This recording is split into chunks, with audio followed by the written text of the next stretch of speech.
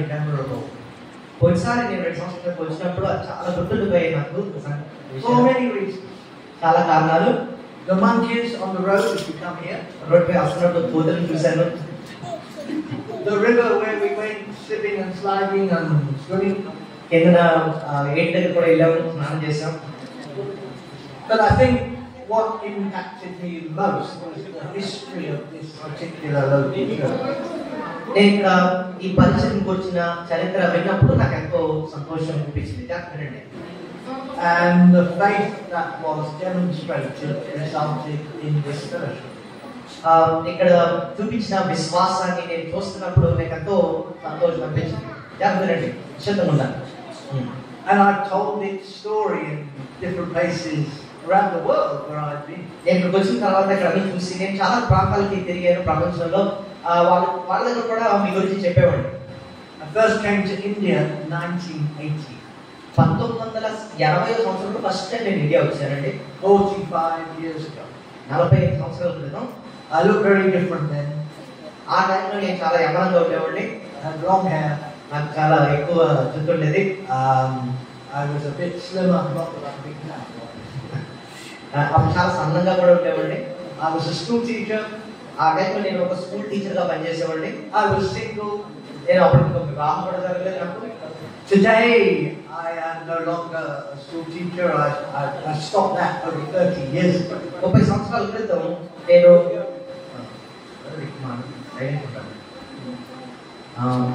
School teacher గా పనిచేస్తున్న సమయంలో నేను తను రిజైన్ చేసి ఇప్పుడు పరిచయంలోకి వచ్చాను. I'm no longer single.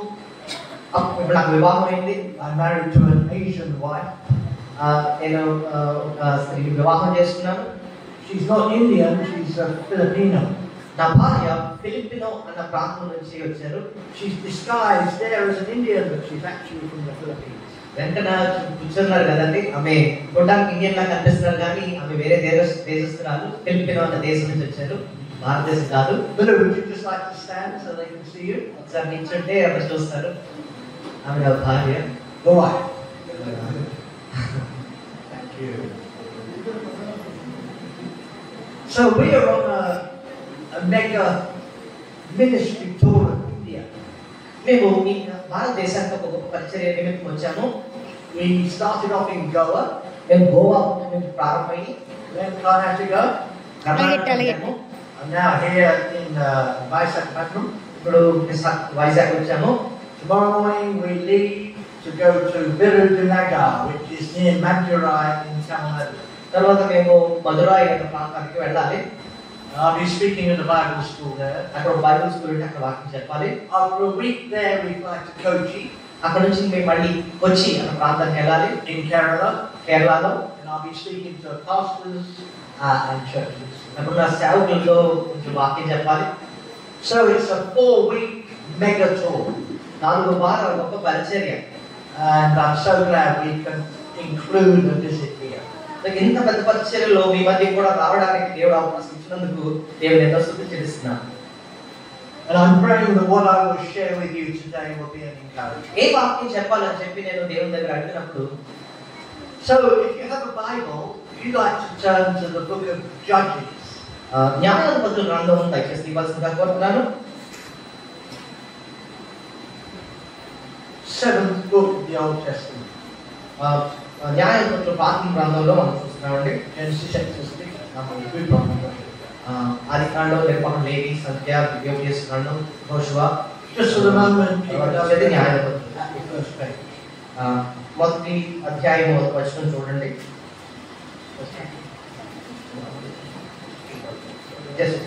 న్యాయాధిపతులు తీసి ఉంచండి, నేను చాలా వచనాలు చూపిస్తాను.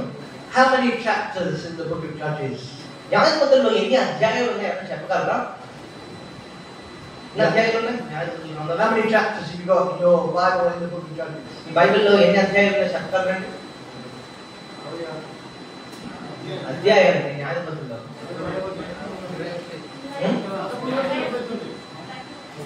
21 అధ్యాయాలు. 21. Okay. Those 21 chapters are a quarter of the history of the Old Testament.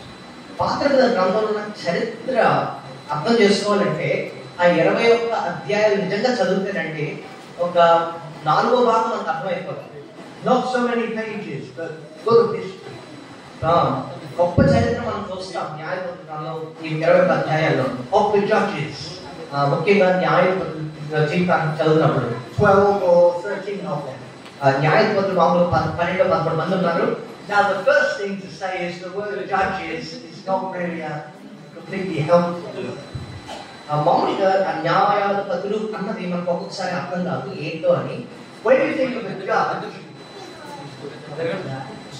ఎందుకంటే మీరు అలా వ్యక్తిగా మాట్లాడుతూ ఉంటే వాక్యం చెప్పడం కష్టంగా ఉంటుంది. నిశ్శబ్దంగా ఉండాలి. అలా మాట్లాడకుండా సరిగ్గా ఉండాలంటే అప్పుడు కూర్చోండి. అంటే వాక్యం చెప్పడం డిస్టర్బెన్స్ కదా, పెన్ డ్రాప్ సైలెన్స్ గా ఉండాలి.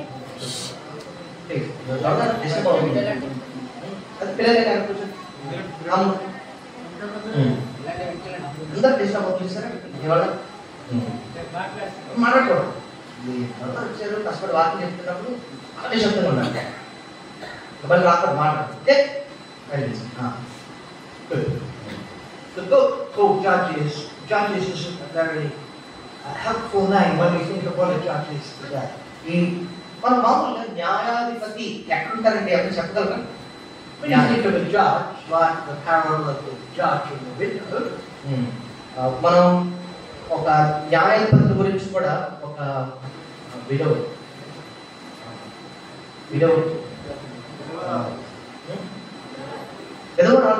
ఒకసారి ఒక న్యాయాధిపతి దగ్గరికి వెళ్తుంది కదండి బైబిల్లో మనం చూస్తాం. When you think of judge, you think of somebody in a law court who says guilty or innocent to whoever is on trial. మామూలుగా న్యాయాధిపతి అంటే మన భాషలో ఏంటంటే జడ్జి గారు అంటాం కదండి. జడ్జి ఎక్కడ ఉంటారు ఆయన? కోర్టులో ఉంటారు కదా. These people were not judges like that. ఇక్కడ న్యాయాధిపతి కన్నా కూడా అలాంటి జడ్జిలు అయితే కాదు. A better word would be deliverer. ఇక్కడ న్యాయాధిపతులు వాళ్ళు చేసిన పని ఏంటంటే ప్రజల్ని ఒక బాధలో నుంచి విడిపించేలాంటి న్యాయాధిపతులు అన్నమాట. And one translation even uses the word savior. ఇక్కడ న్యాయాధిపతుల గురించి ఒక ట్రాన్స్లేషన్ ఏమవుతుందంటే రక్షకులు అన్న మాట కూడా రాయబడి ఉంది. And that gives you a little bit of a clue as to why they are in the Bible. దీన్ని బట్టి మనకు అర్థమవుతుంది న్యాయాధిపతులు ఇక్కడ ఏం చేసేవారో అన్నది మనకి అర్థమవుతుంది. They were sent by God when the Israelites had turned against God and because of sin had become slaves. ఈ ఇశ్రాయేల్ ప్రజలు చేసిన పాపాన్ని బట్టి దేవుడు వారిని బానిసలుగా పంపించినప్పుడు వారు పశ్చాత్తాపడిన తర్వాత వారిని విడిపించడానికి దేవుడు న్యాయాధిపతుల్ని పంపించేవారు అన్నమాట. And so God sent these very different individuals to deliver or to save His people because of their sin and bring freedom. దేవుడు ఈ న్యాయాధిపతుల్ని పంపించి ఇశ్రాయేల్ ప్రజల్ని వాళ్ళ బానిసత్వం నుంచి విడిపించడానికి దేవుడు వీరిని న్యాయాధిపతుల్ని పంపించేవాడు. So they were all what we call types of Christ. దానికి యేసు ప్రభు కూడా మనం ఆత్మన బానిసత్వం నుంచి ఆయన ఏం చేశాడు? మనల్ని విడిపించాడు కదండి. But that doesn't mean they were all completely Christ-like. అదే ఈ న్యాయాధిపతులు యేసు ప్రభు గురించి ఒక పోలికగా మనం చూస్తున్నాం మాత్రమే. Some of them are very well known. కొంతమంది న్యాయాధిపతులు చాలా ఫేమస్ మనకి బాగా తెలిసిన వాళ్ళు. సంసోన్ ఒక న్యాయాధిపతి, గిదియోన్ ఒక న్యాయాధిపతి. Others, sometimes there's just one Bible verse about them. ఒక వచనం ఉందండి, Shamgar. Have you ever heard a message on Shamgar? I doubt it. There's only one verse about him. ఒక ఆయన ఉన్నారండి న్యాయాధిపతి, ఆయన పేరు ఏంటంటే షంగార్. షంగార్ అనే ఒక వచనమే ఉంది ఆయన గురించి. ఆయన కూడా న్యాయాధిపతి. He struck 600 Philistines with an ox goad. ఆయన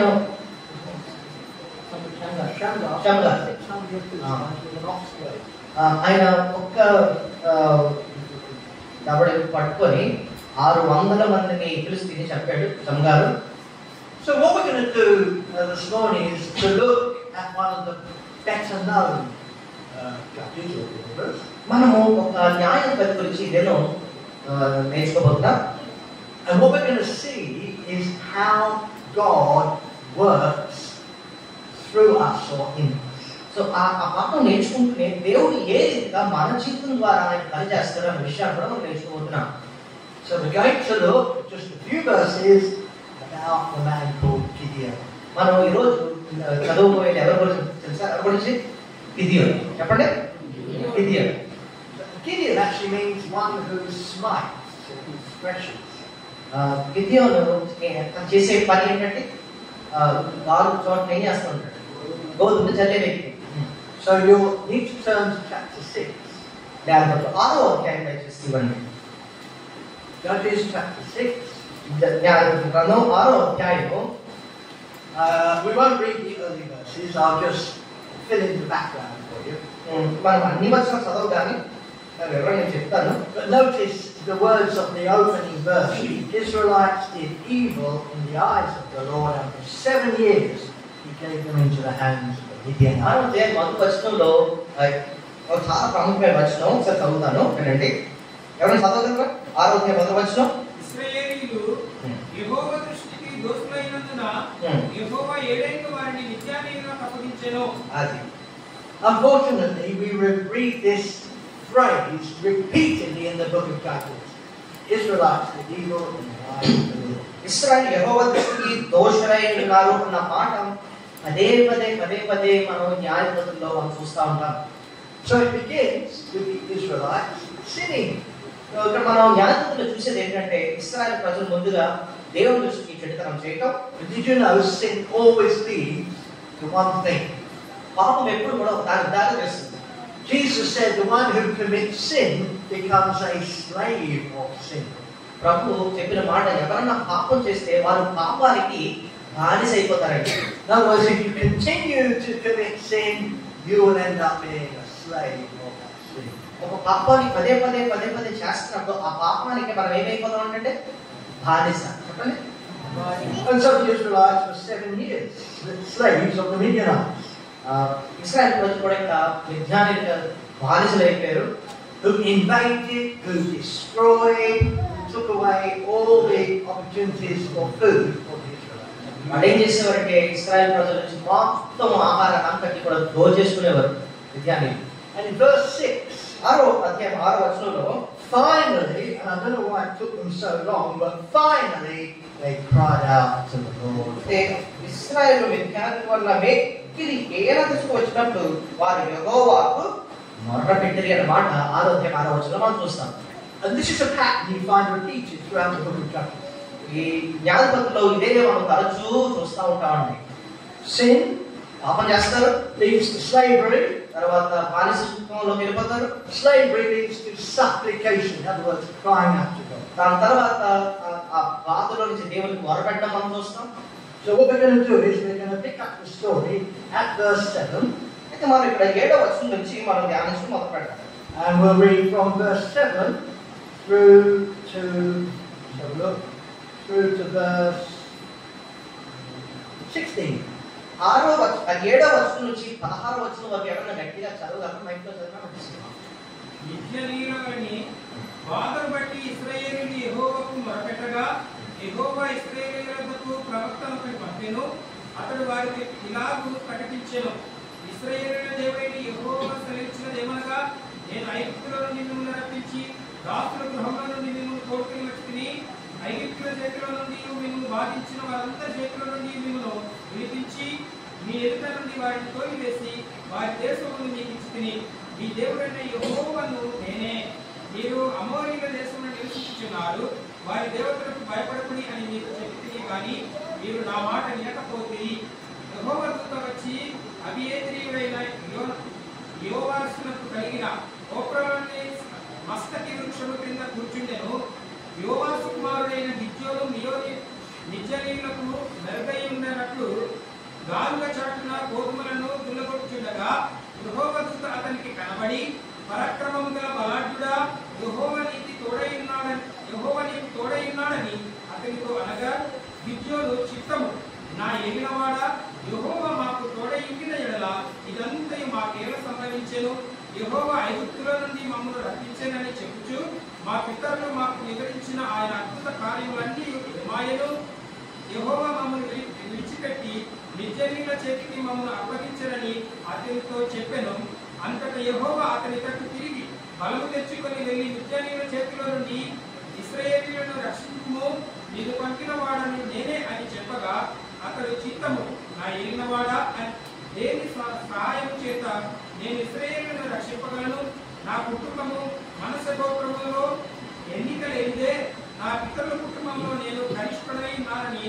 అతనితో చెప్పెను. అందుకు యెహోవా నేను నీకు తోడై ఉన్నాను కనుక ఒకే మనిషిని హతము చేసినట్లు మిద్యానీయులను నీవు హతము చేయమని సెలవిచ్చెను.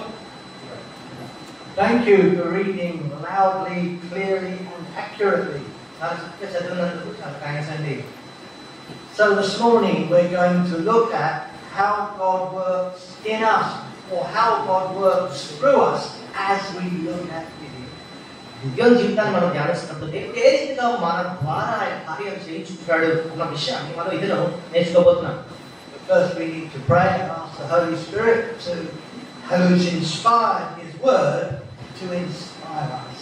మనం ముందుగా వాక్యం వినక ముందు చిన్న ప్రార్థన చేసుకుందాం. ప్రార్థన చేసుకుందాం. Heavenly Father, we come before you this morning with open hearts to listen to you. దేవా, నీ సన్నిధికి మేము వచ్చాము, హృదయాలు సిద్ధపరచుకుని ఆయన వాక్యం వినాలని ఆశపడతాం. Please keep away any distractions from our midst. దేవా, మేము అటు ఇటు చూడకుండా ఆయన ప్రతి ఇబ్బంది నుంచి మమ్మల్ని దూరపరచండి. Help our minds not to be concerned with the problems of yesterday or the fears of tomorrow. దేవా, నిన్న జరిగిన కష్టాలేంటి, భవిష్యత్తు గురించిన ఆలోచనలు ఏంటి, ఏవి కూడా మమ్మల్ని ఇబ్బంది పెట్టకుండా వాక్యం పైన కేంద్రీకరించండి, సహాయం చేయండి. But to be centered on your word, where we might be encouraged and strengthened in our walk with you. వాక్యం ద్వారా మేము బలపరచుకోవడానికి, బలం పొందడానికి, ధైర్యం పొందడానికి నీ కృపను మాకు దయచేయండి ప్రభువా. We ask this in Jesus' name and for His glory. యేసుక్రీస్తు నామములో ప్రార్థిస్తున్నాం తండ్రి. Amen. Amen. So, what did the Israelites do? ఇశ్రాయేలు ప్రజలు ఏం చేశారు?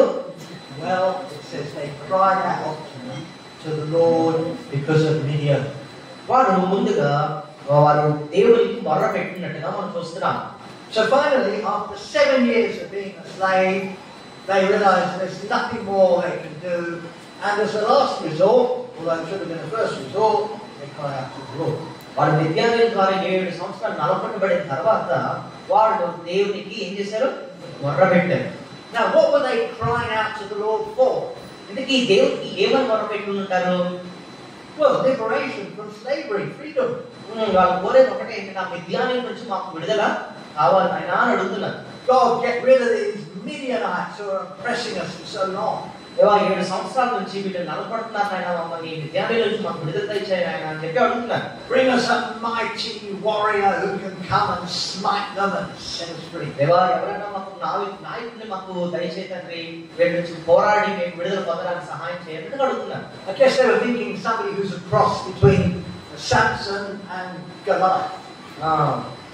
అంటే వాళ్ళు ఏం కోరుకుంటారంటే గొలియాత్లా ఉండాలి, లేకపోతే సంసోన్లా ఉండాలి, బలవంతుల్లా ఉండాలి అని అంటే ఎవరన్నా మాకు పంపించిన ఆయన అన్నట్టు అడుగుతున్నారు. A military strong man. చాలా బలవంతుడు మాకు కావాలి ఆయన ఇందు నుంచి విడుదల పొందడానికి అని అడుగుతున్నారు. But you know, it's always a big mistake when you pray to tell God or suggest to God how He should answer your prayer. ప్రార్థన చేసేటప్పుడు పొరపాటు చేస్తాం, దేవుడికే మనం సలహాలు ఇస్తా ఉంటాం ఒక్కొక్కసారి. It's not our job to manufacture the answer. It's our job to pray. Leave it with God to answer in His way and in His time. మనం ప్రార్థన చేసేటప్పుడు అలా చేయనైనా ఎలా చేయనైనా చెప్పి ఆయన సలహాలు ఇవ్వకూడదు, కానీ దేవా నువ్వు ఎలా చేస్తావో అలా చేయకంటే అన్నట్టుగా దేవుడికి విడిచిపెట్టాలన్నమాట. If you tell God, I worked out there's 5 ways you can answer my prayer, మనం ఒకవేళ దేవా నీకు 5 ఆప్షన్స్ ఇస్తున్నా, ఏదో రకంగా నాకు సహాయం చేయని అన్నట్టుగా అనకూడదు, కానీ in this time, through this person, by this means, etc. దేవా ఈ వ్యక్తి ద్వారా నాకు సహాయం చేయి, ఈ రీతిగా నాకు సహాయం చేయని చెప్పి మనం 5 దేవుడి చేతిలో పెట్టడం కాదు. కానీ You give God 5 options, He'll probably find a 6th option you've never thought about. దేవుడికి మనం 5 రకాలుగా నాకు సహాయం చేయమని అడిగినప్పుడు అవన్నీ కాకుండా 6వ రీతిగా దేవుడు ఆయన సహాయం చేయగలడు అన్నమాట. So they're praying for a liberator, come and set us free from captivity. అయితే ఇక్కడ ఇశ్రాయేలు ప్రజలు చేస్తుంది ఏంటంటే, దేవా మాకు ఎవరన్నా నాయకులు పంపించు, ఈ కష్టాల నుంచి మాకు విడుదల చేయి. And who does He send? అయితే దేవుడు ఎవరిని పంపించాడంటే A prophet. ఒక ప్రవక్తను పంపించాడు. They didn't want a prophet, they wanted someone who'd set them free. వాళ్ళకి కావాల్సింది బలవంతులు కావాలి, కానీ వాళ్ళకి ప్రవక్త వద్దు. The prophet is somebody who speaks God's word to God's people. ప్రవక్త ఎవరో మనకు తెలిసి దేవుని మాటను ప్రజల దగ్గరికి తీసుకొస్తాడు కదండి. So okay, maybe this will help, but we wanted some immediate action. అంటే వీళ్ళకి మాత్రం ప్రవక్త కాదు వాళ్ళకి కావాల్సింది. వాళ్ళకి కావాలంటే ఒక బలాఢ్యుడు కావాలన్నమాట. Prophets aren't fighters, they are speakers to God. ప్రవక్తలు వెళ్ళి పోరాటం కానీ వాక్యం చెప్తారు అంతే కదా. And prophets, when they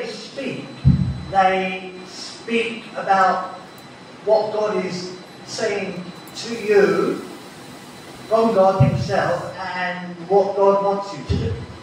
ప్రవక్తలు ఏం చెప్తారంటే దేవుడు ఏం చెప్తున్నాడో అన్న విషయాన్ని ఇక్కడ చెప్పి అంతేకాకుండా ఏ రీతిగా సరి చేసుకోవాలన్న విషయం కూడా ప్రవక్తలు చెప్తారు. So they actually talk mainly about the present and sometimes about the future as well.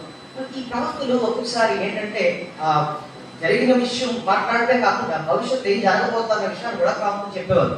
Which is why this prophet must have been a huge disappointment. అయితే ఇలా ప్రవక్తను పంపించిన ఇశ్రాయేలు ప్రజలకు అంత నచ్చలేదు. Because this prophet has nothing to say about the future. అయితే ఈ ప్రవక్త భవిష్యత్తు గురించి ఏం చెప్పలేదు కానీ he only talks about the past. ఆయన ఒకటే చెప్పాడు ఏంటంటే గతంలో జరిగిన ఒక విషయాన్ని గురించి జ్ఞాపకం చేశాడు. He gives them a history lesson. ఒక గతంలో జరిగిన ఒక చరిత్ర చెప్పాడు అన్నమాట. Not a future plan, but a past event. భవిష్యత్తు ఏం జరగబోతుందని చెప్పలేదు కానీ ప్రవక్త గతంలో ఏం జరిగిందో విషయాన్ని జ్ఞాపకం చేశాడు. It's all there in verses 8 and 9. మనం చూస్తే 8వ వచనం 9వ వచనంలో ఆ విషయం మనకి చూస్తాం. A great list of the things that God has done in the history of Israel. కానీ 8వ వచనాలు ఏం వస్తాడంటే గతంలో దేవుడు ఎలాంటి గొప్ప కార్యాలు చేశాడో ఒకసారి ప్రవక్త జ్ఞాపకం చేస్తున్నాడు అన్నమాట. How He rescued them from the hands of the Egyptians. ఎలాగా ఐగుప్తు దేశం నుంచి విడుదల ఇచ్చారు. But He says He brought you up out of Egypt. దేవుడు ఎలాగా వాడిని ఇశ్రాయేలు ఐగుప్తు దేశం నుంచి విడుదల ఇచ్చాడో ఆ విషయాన్ని జ్ఞాపకం చేస్తున్నాడు. And this is my first point.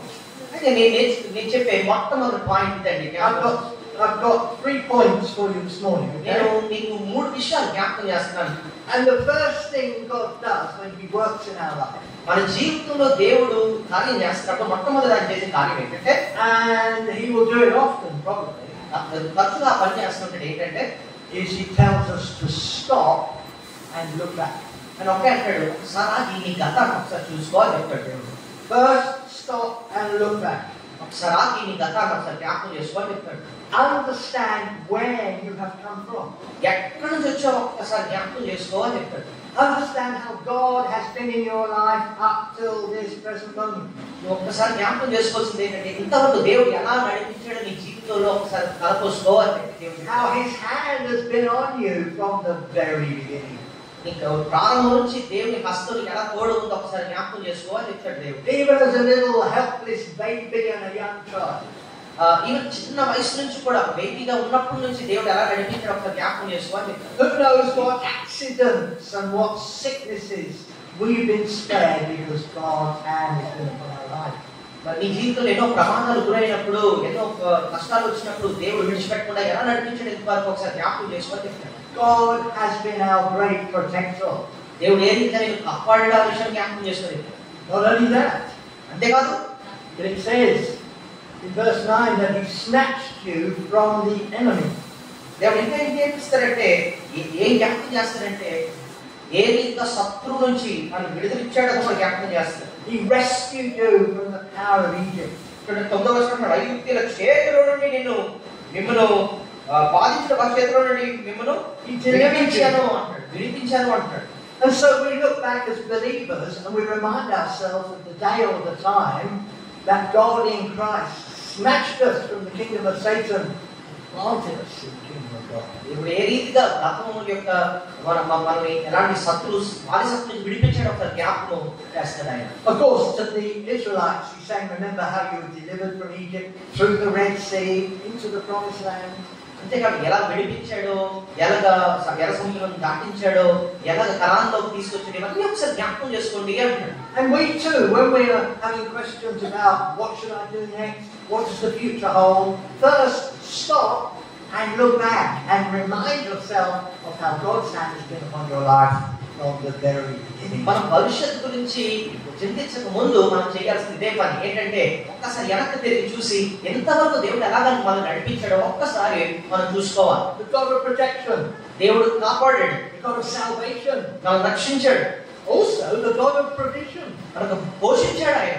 Verse 9 says how He gave you their land. ఏ రీతిగా ఆ భూమిని మనకు అనుగ్రహించాడో ఈ కనాను గురించి చెప్తూ God provided for them all the way along through the desert, manna and the quails and the rest. నిజంగా ఇశ్రాయేలు ప్రయాణాల గురించి ఆలోచిస్తే ఎర్ర సముద్రం దాటించడమే కాకుండా ఎన్నో అరణ్యాలు దాటించి వాటిని కూరేట్లు ఇచ్చి మన్నాలు ఇచ్చి ఆహారం ఇచ్చి పోషించుకుని నడిపించాడు. If you're a believer today, you've all got little stories to tell how God sometimes miraculously provided for you when you couldn't see how it was going to work. మీరు విశ్వాసులైతే మీకే మీ కథ జీవితాన్ని ఒకసారి కలుపుకుంటే దేవుడు ఎక్కడి నుంచి మిమ్మల్ని ఎంతవరకు తీసుకొచ్చాడో మీరే చెప్పగలరు. Times in your life when you just got to a place where you didn't know what to do. మీకు ఒక్కొక్కసారి ఇప్పుడు పరిస్థితుల్లో ఏం చేయాలో అర్థం కాని స్థితిలో ఉన్నప్పుడు you were lacking finance, you were lacking health, డబ్బు లేదు, ఆరోగ్యం లేదు, అలాంటి పరిస్థితుల్లో ఉన్నప్పుడు and in an unexpected way God provided for you. అప్పుడు దేవుడు అద్భుతమైన రీతిలో మీకు పోషించి నడిపించిన విషయాన్ని మీరు జ్ఞాపకం చేసుకోండి. Before you try and work out what the next step is, what to do next, stop and look back. భవిష్యత్తు ఏం చేయాలో అన్నది ఆలోచించక ముందు ఒక్కసారి ఆగి గతాన్ని చూసి దేవుడు ఎంతవరకు ఎలా నడిపించాడు ఒకసారి జ్ఞాపకం చేసుకోండి. It also says in verse 9 that the Lord drove them out from before you. That's the enemy, the oppressors. ఇక్కడ రాసిన మాట మీరు గమనిస్తే దేవుడు మీ ఎదుటి నుంచి వారిని తోలివేసి అన్న మాట రాయబడింది ఇక్కడ 9వ అధ్యాయంలో. So as you look back, you can also see that God was before you. అయితే ఇక్కడ మనకు అర్థమవుతుంది ఏంటంటే దేవుడు వారి ముందుండి వారిని నడిపించినట్టుగా చూస్తున్నాము. He goes ahead of you. He guides you. ఆయన మన ముందుండి ఆయన మనల్ని నడిపిస్తున్నాడు, దారి చూపిస్తున్నాడు. So he's the God of protection, of salvation, of provision and of guidance. ఆయన రక్షించడమే కాకుండా కాపాడటమే కాకుండా మళ్ళీ నడిపించి పోషించడం మాత్రమే కాకుండా ముందుకి నడిపిస్తున్నాడు ఆయన. Before you go forward to try and make sense of what lies ahead, stop and make good sense of what has happened in your history.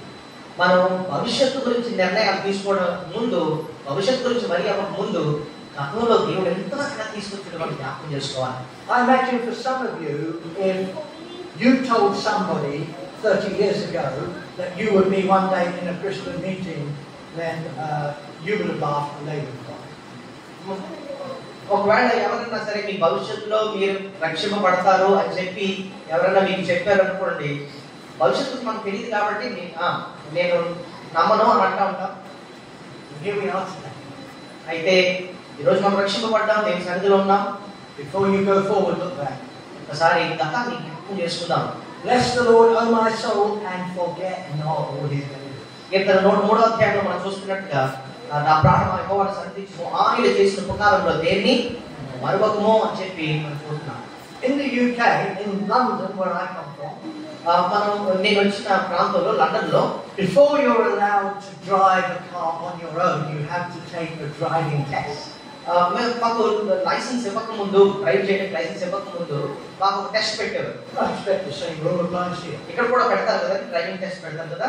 And so what happens, you have your lessons and the day arrives, the examiner is sitting next to you in the car, you're going to take your driving test. Driving test వెళ్ళక ముందు వాడు మనం చెప్తా ఉంటారు, నీ guidance అనేది ఇస్తా ఉంటారు, అవన్నీ వింటాము, అంత బాగానే ఉంది. కానీ ఇప్పుడు డ్రైవింగ్ టెస్ట్ రావాల్సిన సమయం వచ్చింది. So you try to remember everything you've learned. ఒకసారి అన్ని జ్ఞాపకం చేసుకుంటూ ఉంటాం, ఏంటంటే రూల్స్ వీళ్ళు అడిగితే నేను చెప్పాలి అని. You're sitting there behind the driving wheel, మనం కూర్చుంటాం డ్రైవింగ్ స్టీరింగ్ పట్టుకొని, examiner's on your left. పక్కనేమో ఒక ఆయన కూర్చుంటాడు అనమాట, ఎలా డ్రైవ్ చేస్తున్నాడు గమనిస్తూ ఉంటాడు. He says, right, this is what you have to do. ఆయన ఇది ఎలా చేయండి అంటాడు. Start the engine and move out into the line of traffic and drive down that way. ఆయన పక్కన కూర్చుని ఆయన అంటాడు, ఓకే ఇంజిన్ స్టార్ట్ చేసి ట్రాఫిక్ ఉన్న రోడ్డు వెళ్ళు అని చెప్తాడు. నేను ఏం చేస్తానంటే సీట్ బెల్ట్ అది పెట్టుకొని కూర్చున్నాను, Just the mirror, మిర్రర్ కూడా అడ్జస్ట్ చేసుకున్నాను కరెక్ట్ గా. start the car, నేను స్టార్ట్ చేశాను.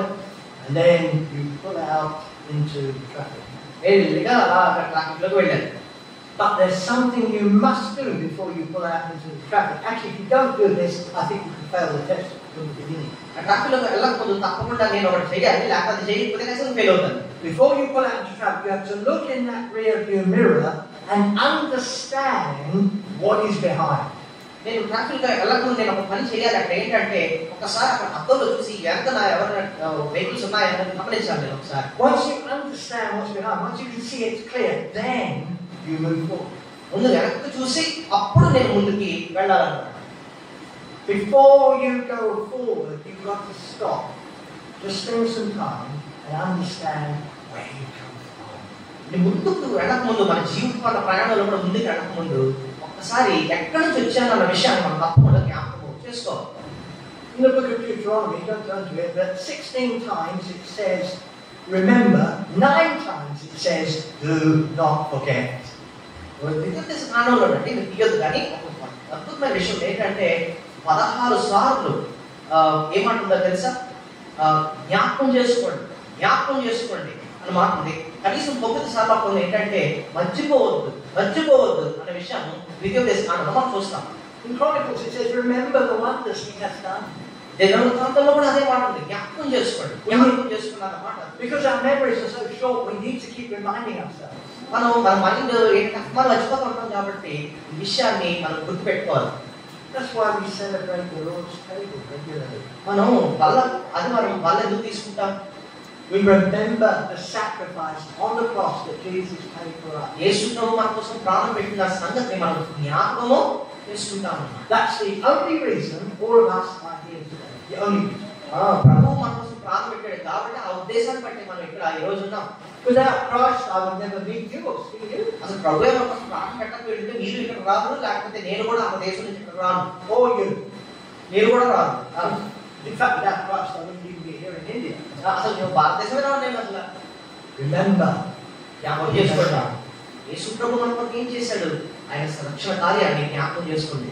I actually keep a little list of answers to prayer and things that God has done, so that when I may be at a point thinking, what should I do next? I go back and I read through those things. ఒక్కొక్కసారి ఒక్కొక్క పరిస్థితిలో ఉన్నప్పుడు నేను నాకేం చేయాలో అర్థం కానప్పుడు నేను ఒక చిన్న డైరీలో రాసుకుంటాను. ఏంటంటే దేవుడు నా జీవితం చేసిన మేలు ఏంటి అని చెప్పి ఒక్కొక్కటి రాసుకుంటాను నేను. And I learn 2 things.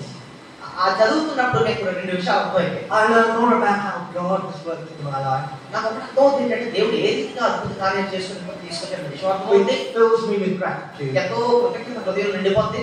And I learn more about myself, how I have reacted to those things. అలాంటప్పుడు కూడా నేను ఎలా స్పందించేవాడు కష్టంలో ఉన్నప్పుడు ఒక విషయం కూడా నేను రాసుకునేవాడు అనమాట. So the prophet who was initially a disappointment, ముందు ప్రవక్త వచ్చేటప్పుడు స్టార్టింగ్ లో వాడికి ఇష్టం లేకపోయినప్పటికీ says, hey, what you got to understand now is where you come from. ఆ ప్రవక్త రావడమే ముందు ఆయన వర్తమానంలో చెప్తూ ఒకసారి గతాన్ని జ్ఞాపకం చేసుకోవడం చెప్పాడు. And also remember what God said you should not do. రెండవది ఆయన ఏం చెప్తాడంటే ప్రవక్త ఏం చేయకూడదని దేవుడు చెప్పాడు ఒకసారి జ్ఞాపకం చేసుకోండి అని చెప్పాడు. Not only all the good things he's done, but he did say, do not worship the God of the Amorites in whose land you live. దేవుడు మీకు చెప్పాడు గుర్తుందా? అమోరీయుల దేశంలో నివసించుతున్నారు, వారి దేవతలకు భయపడుడి అని మీతో చెప్పారు, కానీ మీరు నా మాట వినకపోతే అన్న విషయాన్ని 10వ వచనంలో చెప్తున్నాడు అన్నమాట. But you have not listened to me. మీరు దేవుని మాటకి లోబడలేదన్న విషయాన్ని కూడా జ్ఞాపకం చేశారు. That's the first thing. అది మొదటి విషయం. Stop. అదండి Or you try and work out the next step in your life. మన జీవితంలో ముందుకు వెళ్ళక ముందు all the steps in your life, from the beginning to now. గతం నుంచి ఇప్పుడు వరకు ఎలా వచ్చామో ఒకసారి జ్ఞాపకం చేసుకోండి. And thank God for what he's done for you. నీ దేవుడు నీ జీవితంలో ఏం చేశాడో ఒకసారి జ్ఞాపకం చేసుకోండి. When I was a little boy, like about 6 or 7 years old, నేను 6 సంవత్సరాలు ఉన్న వయసులో ఉన్నప్పుడు బాగా చిన్నప్పుడు my mum took me to a museum in London. మా అమ్మగారు నన్ను ఒకసారి ఒక మ్యూజియం తీసుకెళ్ళారు. Now it was the Natural History Museum. అదేంటంటే చరిత్ర గురించి వర్ణించే మ్యూజియం అన్నమాట. So you got like stuffed elephants and stuffed giraffes and that sort of thing. ఆ మ్యూజియం లో కూడా ఎలా ఉందంటే జిరాఫీ బొమ్మలు అలాగే ఏనుగు బొమ్మలు అవి ఉన్నాయి. Now when you're 6 or 7 and you're looking up at a giraffe, it just seems an impossibly big creature. నేను ఆ చిన్న వయసులో నేను 6 సంవత్సరాల చిన్నవాడిని ఆ జిరాఫీ బొమ్మను అలా చూసేవాడిని. So my mum realised that there was a balcony on the next floor, and the balcony was about the same level as the giraffe's head. ఆ జిరాఫీ బొమ్మ ఎంత ఉండేదంటే అక్కడ ఉండేదన్నమాట. నేను చుట్టూ ఉండి అంత పైకి చూసలేక ఉండేటప్పుడు బాల్కనీ ఉంది. మా అమ్మగారికి అర్థమైంది అది ఎక్కితే వీడికి బాగా కనపడుతుందని. So she took me up to the balcony to have a look. అప్పుడు నన్నేమో పట్టుకొని అలా అంతా బాల్కనీ దగ్గర తీసుకెళ్ళి అక్కడ నిల్చోబెట్టింది. And I don't know what happened. నాకు ఏం జరిగిందో తెలియదు కానీ But my mother's concentration was, for a moment, distracted. ఏం జరిగిందో తెలియదు కానీ మా అమ్మగారు ఒకసారి దృష్టి పట్టింది. I climbed up onto this very narrow little rail at the top of the balcony to have a better look at the giraffe. నేనేం చేశానంటే అలా ఎక్కి అక్కడ ఉన్న బాల్కనీలో అలా నిల్చొని అలా చూస్తున్నా జిరాఫీని. Can you imagine it? ఊహించండి. So here I am like this, you know. నేను ఆ ఎడ్జ్లో ఉండి అలా చూస్తున్నా జిరాఫీని. In front of me is a drop of about 6 meters. నేను కిందకి చూస్తే చాలా 10 అడుగుల లోతు ఉంది. And I'm just looking at the giraffe. నేను అలా జిరాఫీని చూస్తున్నాను పైనుంచి. She said to me, when I saw you, as we say in English, her heart went into her mouth. ఆవిడ అంటుంది నన్ను సడన్ గా ఆ ఎడ్జ్లో ఉన్న మా అమ్మ అలా చూసి ఆవిడ అన్నదంట నా గుండె నోట్లోకి వచ్చేసింది, అంత భయపడిపోయింది నేను. She was going to call my name. అంటే నా పేరు గట్టిగా కేకేద్దామని చూసింది. But you see, what might happen is, yes. నిజంగానే ఆవిడ నా పేరు గట్టిగా ఎలా పిలుస్తుంటే నేను అటు తిరిగి పడిపోతున్నాను కదా. So she came up like this. జాగ్రత్తగా వచ్చి Got you. నన్ను తప్పని పట్టేసుకుంది, గట్టి పట్టుకుంది. ఇప్పుడు అదే చేస్తాను మన జీవితంలో కూడా. At a moment of danger and peril, he came up and said, మనం పడిపోయే పరిస్థితుల్లో ఉన్నప్పుడు ఒక్కొక్కసారి దేవుడు మెల్లిగా వెనక్కి వచ్చి గట్టి పట్టుకున్నాడు. "You're safe with me. I'll never let you go." ఆయన ఒకే మాట అంటాడు, నువ్వు నా దగ్గర సేఫ్ గా ఉన్నావు, సురక్షితంగా ఉన్నావు, నేను వదలలేను అని అన్నాడు. Stop and look back. అవన్నీ కూడా నీ జీవితంలో అన్ని గొప్ప కార్యాలు చేశాడు. ఒక్కసారి ఆగి అన్నది చూడు. But don't, just one thing, don't stop and look back at past mistakes. We look back to magnify the grace of God. మనం గతంలో చూస్తున్నప్పుడు దేవుడు అంటే మనం చేసిన పొరపాటునే కాకుండా దేవుడు ఎంత కృప చూపించి అలాంటి పొరపాటు నుంచి రక్షించడం అన్న విషయాన్ని కూడా మనం జ్ఞాపకం చేసుకోవాలి. Number 2. ఇంకో రెండో విషయానికి ఎక్కువ ముఖ్యమైన విషయం. So what happens now is the camera has been sort of panning amongst all the Israelites. Now for the first time, it zooms in on one man. అయితే ఇంతవరకు మనం గిద్యోను గురించి వినలేదు కానీ ఇప్పుడు మనం గిద్యోను గురించి చూడబోతున్నాం. And Gideon is threshing wheat in a wine press. గిద్యోను ఏం చేస్తాడండి? కొంత వచ్చిన ప్రకారంగా ఆయన ఏం చేస్తున్నాడు? గోధుమలను చోట గోధుమలు చల్లుతున్నాడు అన్నమాట. Friends, you don't thresh wheat in a wine press. ఇది చూసారా? ఇది అసలే గాజులండి. గాజుల చోట సాధారణంగా గోధుమల్ని తొలగొట్టడం. That is ridiculous. గాజుల చోట ఇలాంటి పనులు చేయరు. You thresh wheat in the open air where there's a wind, so the chaff can blow away, and you're left with the grains. గోధుమలు సాధారణంగా తొలగొట్టేది ఎక్కడంటే ఎక్కడ బయట చేస్తారు, అంతేగాని గాజుల దగ్గర చేయరు. A wine press is a sort of a hollow in the ground. గానుగా అంటే ఏంటంటే అక్కడ నేల ఉంటుంది, నేల లోపల ఉండే గొయ్య. What does Gideon think he's doing? గిద్యోను ఎందుకంటే అక్కడ చేస్తున్నాడు ఆ పని? I know exactly what he's doing. ఏం చేస్తున్నాడు మనకు అర్థమైంది కానీ He's hiding the fact he's preparing a meal from the Midianites who would steal it and starve away. ఆ చోటను ఎందుకున్నాడు తెలుసా? ఎవరికి భయపడి? మిద్యానీయులకు భయపడి ఆ చోటను ఉన్నాడు అన్నమాట. And maybe this is the last meal for his family. ఆయన భయం ఏంటంటే ఇప్పుడు అసలే దొరకొడుతున్నాను, ఈ గోధుమలే ఇంకా మేము తిని బతకాలి, తర్వాత ఇంకేం ఉండదు ఇంకా. Who are all hiding away in different places. వీళ్ళందరూ కూడా ఎలా దాక్కుంటున్నారు.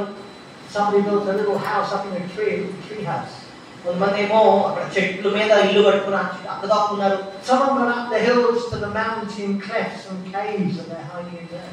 కొంతమంది ఏమో అక్కడ గుహలు ఉంటే ఆ గుహల్లో దూరి అక్కడ దాక్కుంటున్నారు. And so there he is in fear and trembling trying to thresh this wheat. ఆ మానవుడు షార్ట్ వెళ్ళి అక్కడ గోధుమలు కొట్టుకుంటున్నాడు. And an angel arrives. ఈ లోపల దేవదూత వచ్చాడు. అనగా దేవదూత ఆయన దగ్గరకు వచ్చాడు with a message. ఆయన దేవదూత వచ్చి ఒక మాట చెప్తున్నాడు. ఆయన The Lord is with you, mighty warrior. ఆయన ఏమన్నాడంటే చదవండి, పరాక్రమం గల బలాఢ్యుడా యెహోవా నీకు తోడై ఉన్నాడని అర్థం చూడగా 12వ వచనం. The Lord is with you, mighty. You talk to me. ఆయన అంటే దేవుడు నాకు తోడున్నాడు, నాతో మాట్లాడుతున్నాను నువ్వు అని అన్నాడు. Listen, I think you've got the wrong postcode. ప్రేమ దివ్య అనుకుంటాడు, నువ్వు నాతో కాదు మాట్లాడాల్సింది, ఎవరితో చెప్పాల్సింది నేను, దేవుడు నాకు తోడలేడు అని అంటాడు. I think in heaven they gave you the wrong address. You shouldn't be coming here. That's not true. దేవుడు నేను ఇంకో దగ్గర పంపించుంటాడు, నా దగ్గర కాదు అని అనుకుంటాడు. The angel stays there, so he asks some questions. అయితే ఆ దేవదూత ఇంకొక ప్రశ్న వేస్తాడు ఇక్కడ. All right, you say the Lord is with you. అంటే నువ్వు అంటున్నావు దేవుడు నాకు తోడుకున్నాడు అని అంటున్నావు. I've got a few questions for you. నేను నిన్ను కొన్ని ప్రశ్నలు అడుగుతాను. ఒకటి ఏంటంటే if the Lord is with us, why am I in fear and trembling preparing what may be the last meal our family will have? 13వ వచనం మీరు చూసారా? ఒక ప్రశ్న ఏమంటాడు? యెహోవా మాకు తోడైండని ఎడల ఇదన్నీ మాకు ఎలా సంభవించెను? What answer do you have? ఇంత భయంతో నేను ఎలా చేస్తున్నాను, ఎలాంటి పరిస్థితి నాకు ఎందుకు వచ్చింది? Oh, before you go, what about these legends that in the past we were protected from the Egyptians, that God opened the sea, we walked through the middle of the sea, sent birds, sent bread? Well, what about that? గతంలో దేవుడు ఇన్ని గొప్ప కార్యాలు చేశాడు కదా, మరి ఇప్పుడు ఏమైపోయాడు దేవుడు? అంటే ఇశ్రాయేలు ప్రజల్ని ఎర్ర సముద్రం పాయలు చేశాడు, గొప్ప గొప్ప కార్యాలు చేశాడు యెహోవా దేవుడు. ఇప్పుడు ఏమైపోయాడు? మమ్మల్ని ఎందుకు అలా వదిలేశాడు? Great stories, but where is the presence of God today in delivering us? Where is He? గతంలో చేశాడు కానీ ఇప్పుడు ఏం చేయట్లేదే, ఎంత కష్టం, ఇంత భయాలు మమ్మల్ని వదిలేశాడు ఏంటి అన్నట్టు ప్రశ్నించాడు. Because all I see when I look around here is fear, depression. ఇక్కడ ఉందల్లా ఉద్యోగం ఏంటంటే మనసులో అంత బాధ, భయము నిండిపోయి ఉందన్నమాట. You say the Lord is with you? నువ్వు అంటున్నావు దేవుడికి తోడైనాడా, నువ్వు అంటున్నావు. I'll tell you the real truth. I will tell you the real truth. అసలు విషయాన్ని ఇప్పుడు చెప్తాను నేను. The Lord has abandoned us. నేను అసలు గిద్యోను అంటున్నాడు అన్నమాట దేవుడు ఏంటంటే దేవుడే మమ్మల్ని విడిచిపెట్టేశాడు అంటున్నాడు. The Lord has left us. దేవుడు నన్ను వదిలేశాడు. We're on our own. మేము ఒంటరిగా ఉన్నాం ఇప్పుడు. Facing death every day. రోజు కూడా ఎప్పుడు చచ్చిపోతాం అన్న భయంతో ప్రాణాలు గుప్పెట్టు పెట్టుకున్నాం. And here is Gideon arguing with God's messenger. మీరు గమనించారా? గిద్యోను ఎవరు వాడుతున్నాడు ఇక్కడ? Yes, where is God? Where is God? దేవుడు ఎక్కడున్నాడు ఈ కష్టంలో అన్నట్టు అంటున్నాడు. The Lord has left us. దేవుడే మమ్మల్ని వదిలేశాడు. Wait a minute. ఒక నిమిషం ఆగండి. Who has left who? చూడండి ఒకసారి ఆలోచించారా? ఎవరిని వదిలేశారు? దేవుడు ప్రజలు వదిలేశారా? ప్రజలు దేవుడి నుంచి దూరం అయిపోయారు. Hello? చెప్పండి, మీరే చెప్పండి. Who has abandoned who? ఎవరిని విడిచిపెట్టారు ఇక్కడ? ప్రజలే దేవుడిని విడిచిపెట్టారు, దూరం వెళ్ళారు అనమాట. He's got the story utterly, completely the wrong way round. Gideon reverse మాట్లాడుతున్నాడు అనమాట. సరిగ్గా అర్థం చేసుకుని ఇప్పుడు వరకు దేవుడే వదిలేసాడేమో అనుకుంటాడు. కాదు, ప్రజలు వదిలేరు. It's the Israelites who left their first love. ఇశ్రాయేలు ప్రజలు దేవుడిని ప్రేమించుకుంటూ ఆయన దూరం అయిపోయారు అనమాట. Not God abandoning them. They've abandoned God through sin and disobedience and rebellion. పాపం చేసి దేవుని బాధ పెట్టి దేవుడు దూరం అయిపోయారు. అది వాళ్ళు చేసిన పొరపాటు. గిద్యోనేమో ఆయన నిందిస్తున్నాడు. So Gideon thinks he's got an argument, a right argument on his side. అయితే గిద్యోను చేసిన వాదనలో వాస్తవం లేదండి. But God doesn't make mistakes. దేవుడు మాత్రం ఎప్పుడు పొరపాటు చేయడు. ఆయన He doesn't choose the wrong people. ఆయన ఎప్పుడు కూడా అలా తప్పు చేయడు. He even chose a man like Jonah, who was a hard case to handle, and yet through him accomplished his purposes. దేవుడు ఆయన గొప్ప కార్యాలు చేయడానికి సామాన్యమైన వ్యక్తులు వాడుతున్నాడు. నేను యోనా గురించి చెప్పాను. యోనా దూరం వెళ్ళిపోయిన లాంటి వ్యక్తిని వాడుతున్నాడు మరి నినివే పట్టణాన్ని సరి చేయడానికి. Hey angels, why has this happened? Where is God? గిద్యోను అడుగుతున్నాడు, దేవుడు ఏమైపోయాడు, ఏం తీసుకోమని ఇలా వదిలేసాడు అడుగుతున్నాడు. It's very easy to ask the question why. దేవుడిని అడగడం చాలా ఈజీ కదా. అలాగే Is anybody here asking God the question why at the moment? మీలో ఎవరైనా సరే దేవుడు అలా ప్రశ్నిస్తున్నారా? దేవుడా ఎందుకు ఇలా మా జీవితంలో ఎలా కష్టాలు వస్తున్నావు అని చెప్పి ప్రశ్నిస్తున్నారా? Thinking if he answers this question, then I'll believe in him a bit more. ఒకవేళ దేవుడు నాకు జవాబు ఇస్తే అప్పుడు నేను ఎక్కువ దేవుడు నమ్ముతాను అని చెప్పి మనసులో ఏమైనా అనుకుంటున్నారా, ప్రశ్నిస్తున్నారా? Now we look through a glass dimly, then we'll see face to face. ఇప్పుడు మనకి అర్థం కాకపోవచ్చు కానీ ఒక టైం వస్తుంది క్లారిటీ దేవుడు ఇస్తాడు. Now I just know in part, then I will know fully, even as I'm fully known. ఇప్పుడు మాకు సగమే అర్థమవుతుంది కానీ అర్థం అవ్వచ్చు కానీ భవిష్యత్తులో మనం క్లియర్ గా దేవుడు తేటపరుస్తాడు మనకి. His ways are not our ways, his thoughts are not our thoughts. ప్రస్తుతానికి మనం కూడా కనిపెట్టుకోవాలంటే మన అంటే మనం ఆయన అంటాడు కదా మన మార్గాలు ఆయన వంటివి కావు అని అంటాడు కదండి. The Lord is with you, mighty warrior. గుర్తుపెట్టుకో దేవుడు మాత్రం నీకు తోడుకున్నాడు అని చెప్పి అంటున్నాడు. Does God, the angel, answer any of his questions? అయితే గిద్యోను వేసిన ప్రశ్నలకు ఈ దేవదూత ఈ జవాబు ఇచ్చినట్టుగా మనం చూడడం కానీ No. ఎక్కడ కూడా జవాబు ఇవ్వలేదు. Actually, one of the reasons he doesn't answer all our questions why is he wants us to believe in him even more, even though we don't have the answer. మనకు ఒకవేళ జవాబు లేనప్పటికీ కూడా మనము ప్రభునందు విశ్వాసం ఉంచాలి. they're actually irrelevant in Gideon's life at this point. All those questions are irrelevant. ఆ ప్రశ్నలన్నీ కూడా అంత అవసరం కాదు, గిద్యోను తెలుసుకోవాల్సిన అవసరం లేదు. The angel hasn't come to answer all Gideon's questions. దేవదూత వచ్చి గిద్యోను యొక్క ప్రశ్నలన్నిటికీ జవాబు ఇవ్వడానికి మాత్రం కాదు. He has a message for Gideon. గిద్యోనుకి ఒక వర్తమానం ఇవ్వడానికి వచ్చాడు ఆయన. Gideon, you just thought it was like any other day threshing wheat. అనుకుంటున్నావు ఈ రోజు నేను గోధుమ తొలుగున్నట్టు ఇది కూడా ఒక రోజు అని అనుకుంటున్నావు కానీ గిదెయోను, you are chosen to be the next deliverer of the children of Israel. దేవుడు నిన్ను ఏర్పాటు చేసినప్పుడు న్యాయాధిపతిగా త్వరలో నేను ఇశ్రాయేలు ప్రజల్ని విడిపించడానికి. And now Gideon's knees are really knocking. అసలే భయవస్తుడు, ఇప్పుడేమో అలాగే ఇంకా భయం వచ్చేస్తుంది. And amazingly, he forgets all those questions he's just asked. ఇప్పటివరకు అడిగిన ప్రశ్నలన్నీ కూడా వదిలేశాడు. Because the angel says, go in the strength you have and save Israel. అయితే వెళ్ళి బలములోది ఇశ్రాయేలు ప్రజలను విడిపించు అని చెప్పి ఆజ్ఞ ఇస్తున్నాడు. Pardon, I'm a bit deaf. Can you say it again? ఏం చెప్తున్నావు అని చెప్పి గిదెయోను మళ్ళీ అడిగాడు. Go and save Israel. వెళ్ళి ఇశ్రాయేలు ప్రజలను విడిపించు అని చెప్పి దేవుడు చెప్తున్నాడు. Well, thank you for thinking of me. గిదెయోను అంటున్నాడు, మంచి మాటే చెప్పావు కానీ Very kind of you. మంచుడు నువ్వు. But I just need to explain what you did. నా సంగతికి మీరు ఒకసారి చెప్తాను, డెవలప్ ఒకసారి విను అని అన్నాడు. Okay, here's the first thing. అసలు విషయం చెప్తాను విను. I belong to the clan in Israel that's actually the weakest of the clan in the tribe of Manasseh. Remembering that Manasseh is only a half tribe, so I'm from the weakest clan of half a tribe. నా సంగతికి తెలియదు, నేను మనశ్శే గోత్రం నుంచి వచ్చినాడు, నేను చాలా బలహీనుడు నేను. You know, when we play cricket, you know, we're all bowled out for about 3 runs. అనుకుందాం క్రికెట్ మ్యాచ్ ఆడినప్పుడు 3 రన్లకి మొహమ్మద్ ఓడిపోయారు అనుకోండి. When we do any sport, we come last in all the clans that are listed on the board. మనం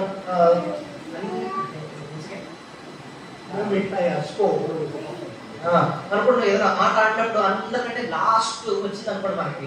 But one more thing, Lord, before you go. నువ్వు ఎలా ఇంకో విషయం కూడా చెప్తాను. Half a tribe, మనశ్శే గోత్రంలో ఉన్నామండి, weakest clan, బలహీనుడిని, and I am the least member in my family. నా కుటుంబంలో కూడా నేను ఆఖరుడిని, చాలా బలహీనుడిని నేను. My voice didn't break from a boy's voice to a man's voice until I was 21 years old. నా స్వరం కూడా ఇంకా మారలేదు, అంత చిన్నోడు నేను. I was wearing little short trousers like this until I was about 30. ఇంత చెడ్డీ వేసుకునేవాడిని, అంత చిన్నోడిని అంటున్నాడు అనమాట. So thank you for thinking of me, but you've really got totally the wrong person. నాకు గొప్ప పని అప్పు చెప్తున్నావు కానీ నేనైతే అంత గొప్ప పని చేయడం అర్హుడిని అయితే కాదు అంటాడు అనమాట. So goodbye and go and find the right person. ఇంకోటి ఎవరినో చూసుకోవాలని చెప్పి బై బై అంటున్నాడు అనమాట. Because I am disqualified. నేనైతే ఎలాంటి పని చేయడానికైతే నేనైతే అర్హత లేదు నాకు. I'm disqualified. నేను అనర్హుడిని అంటాడు. I haven't got what it takes to possibly even start to think of what delivering the Israelites means. అసలు ఇశ్రాయేలు ప్రజలను విడిపించడం వల్ల ఏంటన్న కనీస అవగాహన కూడా నాకు లేదు. But wait a minute. అయితే ఒక విషయం గుర్తుపెట్టుకో. Before we decide what disqualifies us, we should also decide what qualifies us. ఒక పని నుంచి ఇది నా తరం కాదు, నా వల్ల కాదు అనక ముందు అంటే అసలు ఆ పని చేయడానికి ఏంటి అర్హత అన్నది కూడా ఒకసారి ఆలోచించాలి. What are the qualifications for serving Jesus? యేసు ప్రభు పరిచర్య చేయడానికి అసలు ఏంటి అర్హత కావాలి? What type of people, right now, today, what type of people is God looking to use to work through for His glory? దేవుని పని చేయడానికి ఉండాల్సిన అర్హత, ముఖ్య అర్హత ఏంటి? దేవుడు ఏం చూస్తున్నాడు? Well, here's a list. ఇది లిస్ట్ అండి. 1 Corinthians, 1 కొరింథీ chapter 1, మొదటి అధ్యాయం verse 27 to 29. 27 నుంచి 29 వచనాలు చదవగలరండి. 1 కొరింథీ మొదటి అధ్యాయం 27 నుంచి 29 వచనాలు. ఎవరిని దేవుడు వాడుకుంటాడు? ఏ శరీరీయు దేవుని ఎదుట అర్చింపకున్నట్లు జ్ఞానులను సిగ్గుపరచుటకు లోకము నుండి ఎరువారిని దేవుడు ఏర్పరచుకుని ఉన్నాడు. బలవంతులైన వారిని సిగ్గుపరచుటకు లోకంలో బలహీనమైన వారిని దేవుడు ఏర్పరచుకుని ఉన్నాడు. ఎన్నికైన వారిని వ్యర్థం చేయుటకు లోకంలో నీచులైన వారిని, ధృవీకరింపబడిన వారిని, ఎన్నికైన వారిని దేవుడు ఏర్పరచుకుని ఉన్నాడు. So here we have a list of qualifications to serve the King of Kings. దేవుని పని చేయడానికి కావాల్సిన అర్హతలు ఏంటో మనం చూస్తున్నాం. But it's not just the qualifications. God deliberately chose people with these characteristics. దేవుడు ఇలాంటి లక్షణాలు ఉన్న వారిని దేవుడు వాడుకుంటాడు. So let's see how you do this morning. ఈ రోజు మనం ఒకసారి ఆలోచిద్దాం ఈ విషయాన్ని. First of all, He chose the foolish things of the world. దేవుడు ఏర్పాటు చేసుకుని దెర్రి వారిని. చూడండి, Do you ever feel a bit foolish? దెర్రి వారంటే ఎవరండి? దెర్రోడు. I used to feel very foolish when I was young. దెర్రోడు అంటే సరైన నిర్ణయం తీసుకోవడం కూడా వాళ్ళు సరిగ్గా రాదన్నమాట. Because I used to speak before I think. చూడండి, నేను చిన్నప్పుడు ఎలా ఉండేవాడంటే చాలా దెర్రోడుగా ఉంటాడు. ఎలా అంటే ఆలోచించుకుని మాట్లాడేవాడు. I used to do something before I thought about it. నేను ఆలోచించుకుంటే కొన్ని పనులు చేసేవాడు. My father used to say, "Why did you do that? Why did you say that?" ఇప్పుడు మా నాన్నగారు చూసి గసిరేవారు. నువ్వే కదా చేస్తావు, ఏం కదా చేస్తావు అనేవారు. I'll say, "I didn't think exactly." You didn't think. అప్పుడు మా తండ్రి నేను చెప్పేవాడిని, నేను ఆలోచించలేదు విషయం అంటే అవును అదే నీకు ఉన్న సమస్య. He never let me explain. He just said, "You didn't think." అని ఒకే మాట అనేవాడు, ఏంటంటే నువ్వు ఆలోచించుకున్న చేస్తున్నావు నీ పనులు అని అనేవాడు. A foolish boy. ఇక్కడ వెర్రి వాళ్ళగా ఉండేవాడు చిన్నప్పుడు. Secondly, God chose the weak things. ఇక్కడ ఉంటాడు ఇప్పుడు బలహీనుడు. Do you ever feel weak? బలహీనుడు అంటే ఏంటో తెలుసా నీకు? Do you ever think you've got nothing to offer? అవి అనిపిస్తుంది, నేను ఎంతో బలహీనండి, దేవుడికి ఇవ్వడానికి కూడా నా దగ్గర ఏం లేదండి. Maybe you're quite a shy person. చాలా సిగ్గు ఉంటుంది నాకు. You don't like people to notice you particularly. ముఖ్యంగా ఎవరి ముందు రావడానికి కూడా నాకు ఇష్టం ఉండదు. మనకి Hey, that's not a disqualification. That's a qualification. దేవుడు కావాల్సింది అలాంటి బలహీనలే, అలాంటి బలహీనలే దేవుడు కావాలి. Number 3, He chose the lowly things. ఇంకా అంటాడు ఎన్నిక లేని వారు అన్న మాట కూడా ఉంది ఇక్కడ. Foolish, weak, and then lowly. వెర్రి వారు, బలహీనులు, ఎన్నిక లేని వారు అన్న మాట కూడా మనకి చూస్తున్నాం. Lowly, you know, maybe you haven't got a lot of money. Maybe you don't come from a very well-off family. I don't know. Maybe you are just a poor person. ఎన్నిక లేని వారు అంటే అర్థం ఏంటంటే పెద్ద బ్యాక్గ్రౌండ్ లేని వాళ్ళు అన్నమాట. God chose you. అలాంటి వాళ్ళు దేవుడు ఏం చేస్తాడంటే ఎన్నుకుంటాడు, వాడుకుంటాడు. God chose you. దేవుడు నిన్ను ఏర్పాటు చేసుకుంటాడు. అలాంటి And the final group are the nobodies, the despised things. నీచులు నీచులించబడిన వారు అన్న మాట కూడా రాస్తుంది ఇక్కడ. In your life, have you experienced people looking down on you? నీచులు అన్నారంటే ఎవరిని ఎలా ఉంటారంటే నీచులు. Well, you haven't got this, or you can't do that. వేరే వాళ్ళు అందరూ అసెస్ చేయండి, దేనికి పని చేయడరా అన్నట్టుగా చూస్తారా? You've grown up with that sort of feeling about yourself. మనం అలాంటి ఒక్కొక్కసారి మనకు కూడా బాధ అనిపిస్తూ ఉంటుంది ఎవరైనా మనం తప్పుగా చూస్తే. Hallelujah! It's a qualification. దేవుడు నిజంగా స్థుతించాలి. ఏంటంటే అలా చూస్తే అలాంటి దేవుడు వాడుకుంటాడంటే Those are the ones God chose. దేవుడు ఏర్పాటు చేసుకుని వాడుకునేది అలాంటి వాళ్ళే. I mean, can you imagine it? A whole of humanity. ఊహించండి, ఇంతమంది జనాభాలో Okay, all those who think they're foolish, put their hands up. దేవుడు అంటాడు, బాబు బెర్రోళ్ళంతా చేయండి అని అంటాడు. Excellent, you go in that corner. Okay, మీరందరూ కూడా పక్కకి వెళ్ళండి అంటాడు. All those who feel weak, who feels weak. ఎవరు బలహీనంగా ఉన్న వాళ్ళు అందరూ పక్కకి వెళ్ళండి. Fine, you go in this corner. మీరందరూ రండి. What about the lowly one? ఎన్నికెళ్ళేది కూడా ఎవరున్నారు చేద్దామని అంటాడు. Excellent, you go in that corner. ఎవరు చేద్దామో ఇంకా And finally, the despised ones, the nobodies. నీచులు తిరిగిన వాళ్ళు ఎవరున్నారండి అంటాడు. In that corner. ఎవరికి రండి అని అంటాడు. Okay, everybody who has not put their hand up, they please leave. ఎవరెవరైతే ఇప్పుడు చేయట్లేదు అందరూ ఇంటికి వెళ్ళిపోండి అంటాడు. Great news! You have been chosen to serve the King. ఎవరైతే ఇలాంటి లక్షణాలు ఉన్నాయో వాళ్ళందరినీ పిలిచి ఇప్పుడు దేవుడు వాళ్ళని వాడుకుంటాడండి. And what the world says disqualifies you, God says, no. That qualifies you. Because when you do something great, no one's going to boast. నిజంగా ఇలాంటి నీచైన వాళ్ళని పెట్టి దేవుడు వాడుకున్నప్పుడు అండి వాళ్ళలో అతిశయం రాదు. People will look at you and say, well, how's that possible? That person did that. Where did they get this power from? Where did they get this ability from? అప్పుడు అలాంటి వాళ్ళు చూసినప్పుడు అంటే వేరే వాళ్ళు ఈయన ఎలాంటి పనులు చేస్తాడు, ఇంత గొప్ప పనులు చేస్తాడు, ఎక్కడ నుంచి వచ్చింది వీడికి ఇంత శక్తి అని అంటారు. And they realize it was Jesus. అప్పుడు వాళ్ళకి అప్పుడు అవుతుంది ఏంటంటే వీడు బలహీనుడే, కానీ వీళ్ళు ఎవరు వాడుకుంటారు? దేవుడు వాడుకున్నాడు శక్తి, మన ద్వారా దేవుడికి మహిమ కలుగుతుంది. Do you remember the disciples, Peter and John? మీకు తెలుసు కదా, పేతురు, యోహాను అన్న వారు ఉన్నారు కదండి. They were uneducated, untrained fishermen. వాళ్ళు మామూలుగా చూస్తే వాళ్ళు విద్య లేని పావులు. Yet they preached the gospel in power and people got saved. వాళ్ళు బాగా దేవుడు సువార్తను ప్రకటిస్తున్నప్పుడు అనేక మంది రక్షింపబడ్డారు. And the people says, how is it possible that these nobodies are able to do what they do?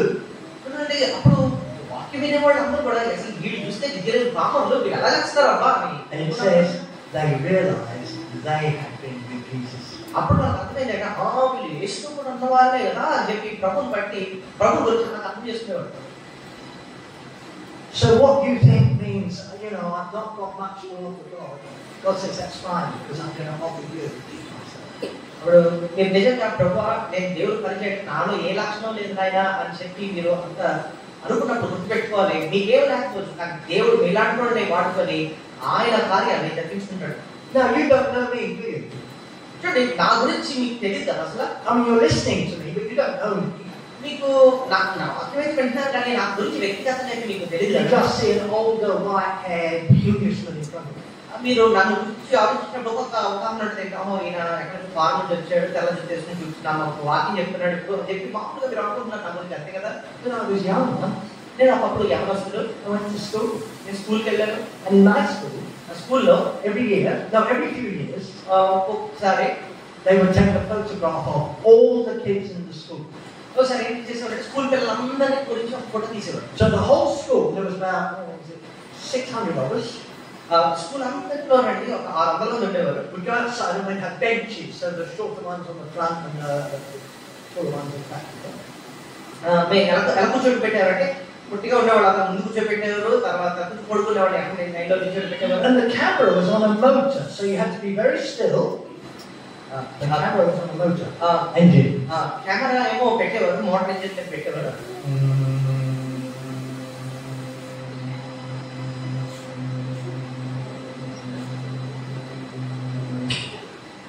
అది చిన్నప్పుడు మా ఫోటో ఎలా తీసేవారంటే ఒక ఇంజిన్ పెట్టి ఆ కెమెరా ఎలా ఉండేదంటే అది అంత 600 మంది ఒకేసారి కవర్ చేసేది అనమాట.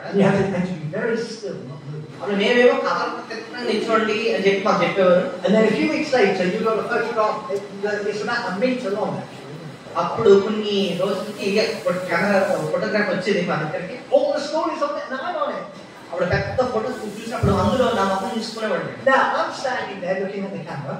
నేను బాగా నిల్చొని అలా కెమెరాని పోయి అలా చూస్తున్నాను. On this side of me was Terry Goodhue, the school captain, the school rugby captain. నా పక్కన ఒక వ్యక్తి నిల్చున్నాడు అనమాట.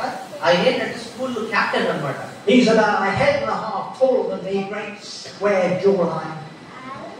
ఆయన చాలా బాగుంది ఉండేవాడు అనమాట. చాలా పొడుగ్గా ఉండేవాడు, ఇలా ఉండేవాడు నాకు పడే. He's sitting like this, and you think that his biceps are going to split open his jacket. ఎలా ఉండేవాడు బాడీ బిల్డర్ లా ఉండేవాడు అనమాట. నా పక్కన నిల్చున్నాడు. A great natural leader. చూడటానికి పెద్ద నాయకుడిలా ఉండేవాడు అనమాట. On the other side of me was Michael Wells. నా చుట్టూ పక్క ఇంకో ఆయన నిల్చున్నాడు. Michael Wells' brain was so big it hardly fitted in his skull. అదే చాలా పొర కథ ఉండేది. At 14 years old, he was writing music reviews of classical music in one of Britain's leading daily newspapers. Michael Wells అన్నవాడు ఎంత తెలివైనవాడు అంటే చాలా పెద్ద పెద్ద ఆర్టికల్స్ రాసేవాడు అనమాట చిన్న వయసులోనే. Terry Goodhue, ఒక పక్కనేమో రగ్బీ ప్లేయర్, Michael Wells, ఒక పక్కనేమో తెలివైనవాడు, and in the middle, మధ్యలో నేనేమో పిక్చర్ లాగా ఇలా నవ్వుకొని నిల్చున్నాను ఆ ఫోటోలో. this guy with the hair all with grill cream, all cream down. దానికేమో నీకేమో చాలా క్రీమ్ రాశాను నేను. A silly grin.